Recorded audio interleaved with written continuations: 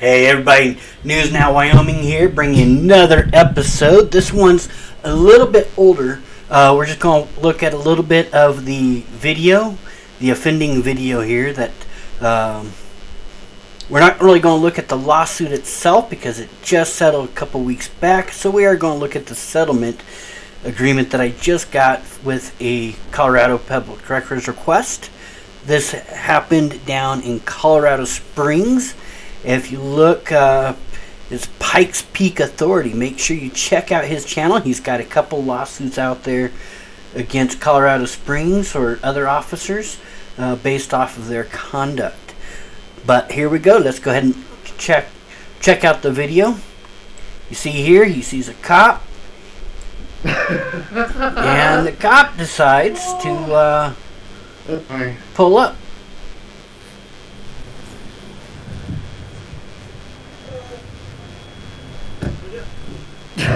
What is it, man, dude? No, I. Yeah, look, dude.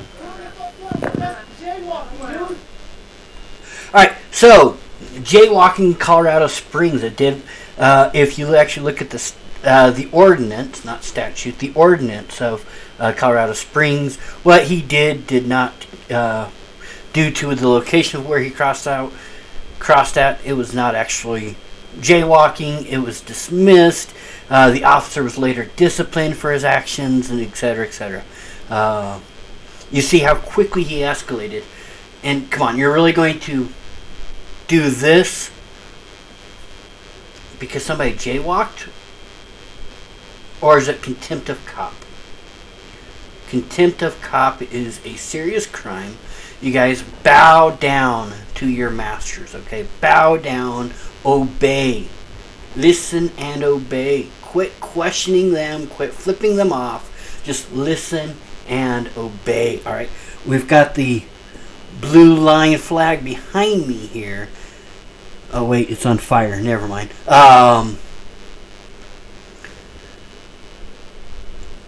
So just listen and obey, and this type of stuff will not happen to you.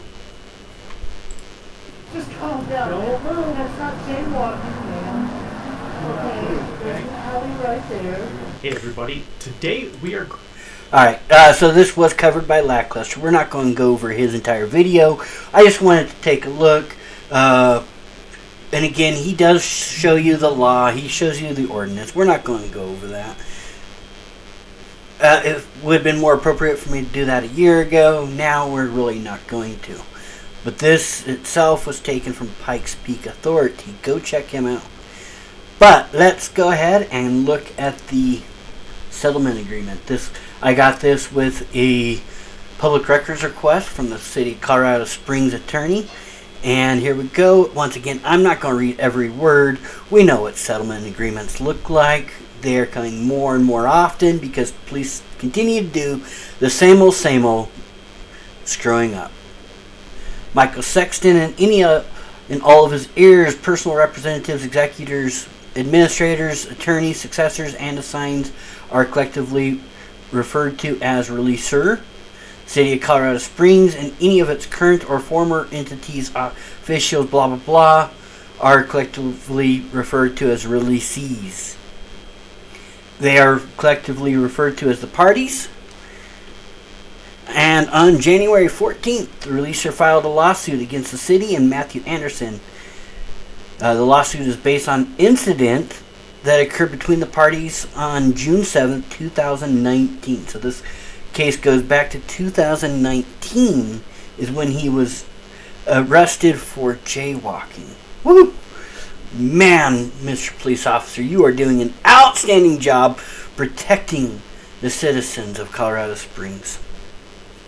With the entry of the settlement agreement and releaser has stipulated to the dismissal with prejudice and lawsuit against Matthew Anderson and the city.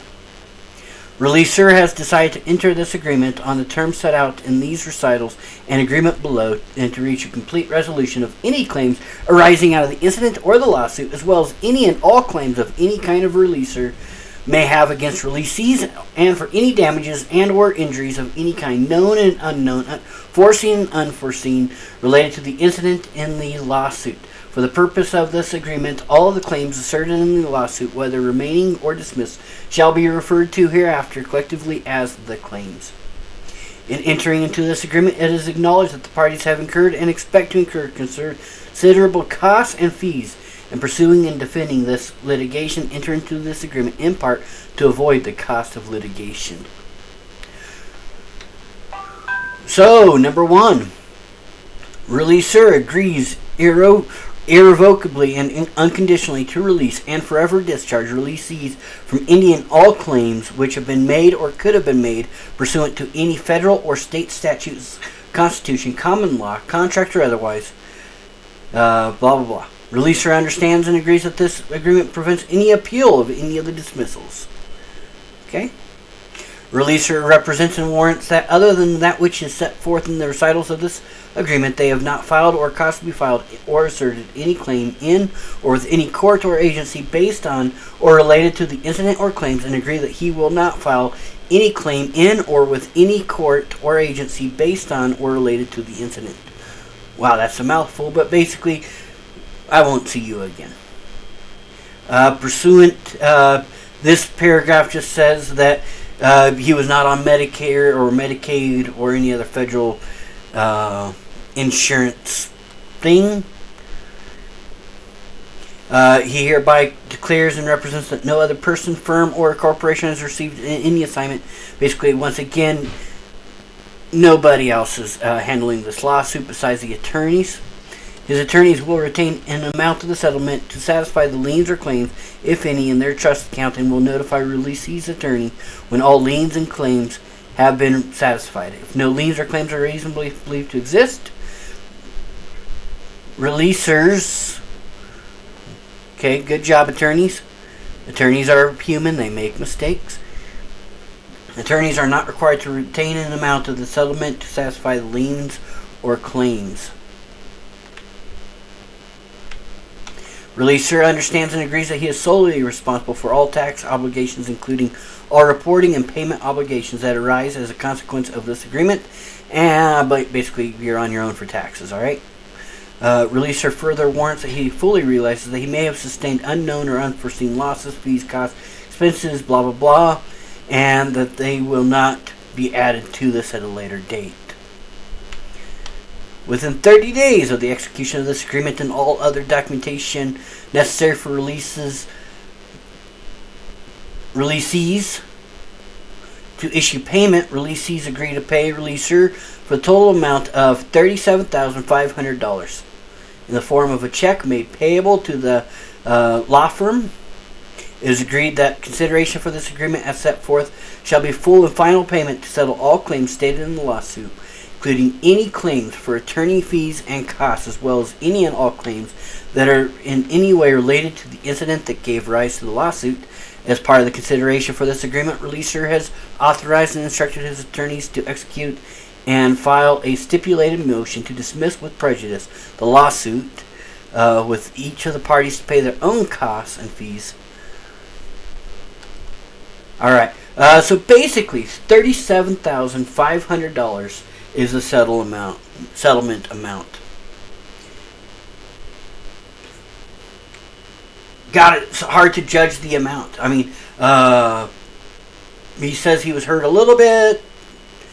If I remember right, when I did read the lawsuit about 8 months ago, I don't believe there were any actual doctor visits. I could be wrong there, you guys. Again, it's been a while since I read the actual lawsuit. But $37,000 for contempt of cop arrest. That seems appropriate. Now, his attorney fees come out of that, though. So, I don't know what the attorney fees come to. I don't know what their agreement is. If it was contingency, 30, 50%, whatever it is. But his attorney fees come out of that $37,500. So, his attorney is going to get paid, and then he'll be paid. Is that the right amount? That's up to you guys. That's up to the courts. This was agreed upon and filed, so it's enough for him. Releaser has carefully read the above and foregoing agreement and knows the contents thereof, and has signed the same as his free and voluntary act for the purpose of making a full and final settlement of any and all claims, disputed or otherwise known and unknown, and after having the opportunity to have the same explained by counsel. So he's agreeing all of his rights, and that he knows exactly he's entering this on his own without being forced to. The acceptance of the above-mentioned consideration is in full accord and satisfaction of disputed claims and is not construed in any way as an admission of liability on the part of the releasees. And the releasees specifically assert that no wrongdoing, misconduct, or liability occurred with respect to the incident or any matters related or incident thereto, or otherwise occurred or was proven in a court of law, and it is further understood and agreed that all agreements and understandings between the parties are embodied and expressed herein, and the terms of this agreement are contractual and not mere recitals. So they are saying that they did no wrong by arresting somebody for contempt of cop and possibly injuring him a little bit. They did not violate his First Amendment rights. It was not for contempt of cop. They are actually adamantly denying that they did anything wrong.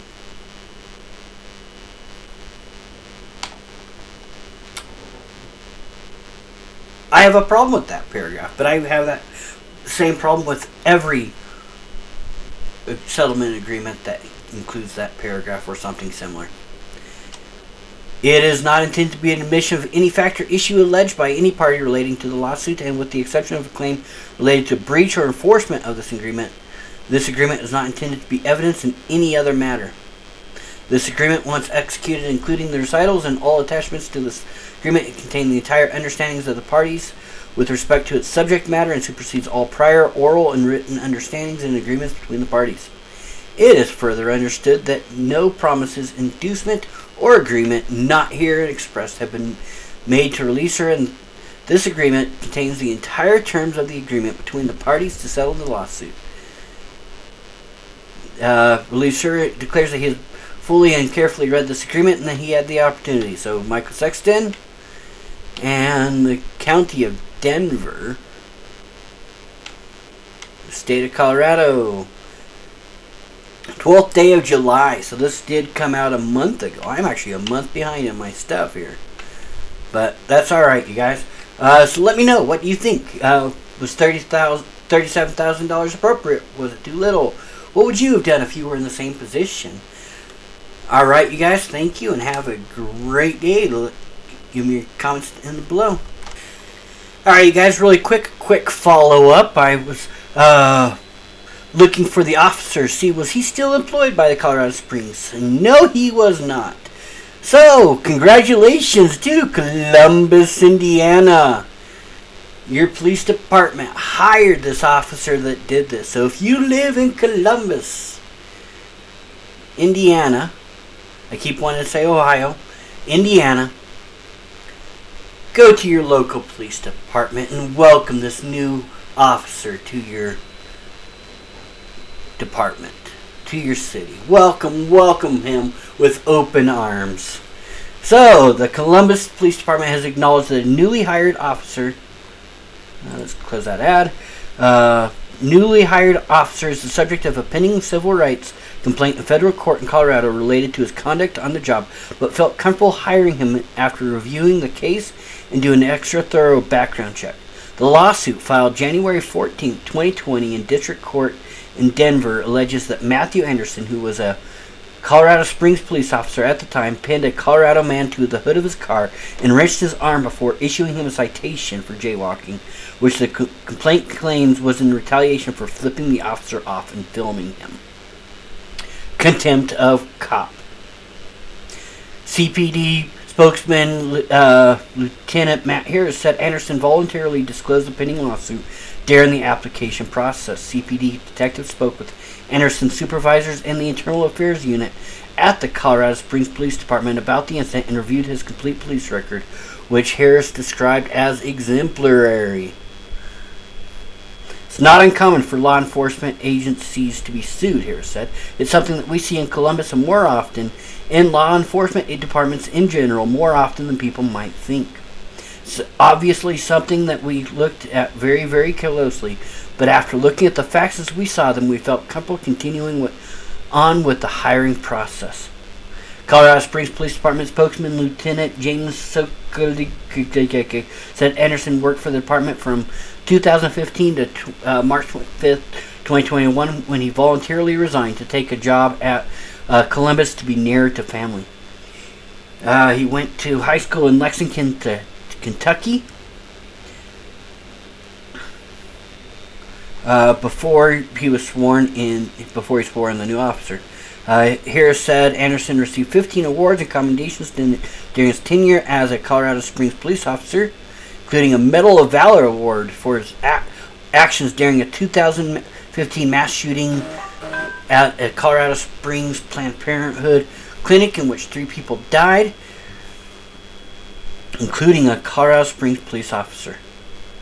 Harris described CPD's background checks during the hiring process as extremely detailed, especially for applicants who already have law enforcement experience. The hiring process is managed by detective and also includes polygraph tests and speaking with previous employees and sometimes with people who know the applicant but aren't listed as references, including ex-girlfriends and ex-boyfriends.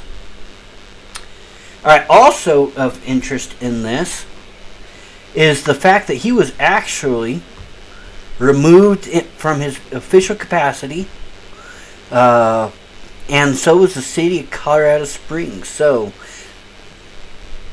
Matthew Anderson remained on his individual capacity, and we see that down here from the order, which we will go ahead and cover. We are at 16 minutes here, so you guys, I apologize, this is going longer. I need to pay for this. Cost is 0. Oh, there's no cost for charge for viewing opinions. Cool, so there's no cost for viewing an opinion. This is 44 pages though. We're definitely not going to look over this whole thing. You know what, you guys?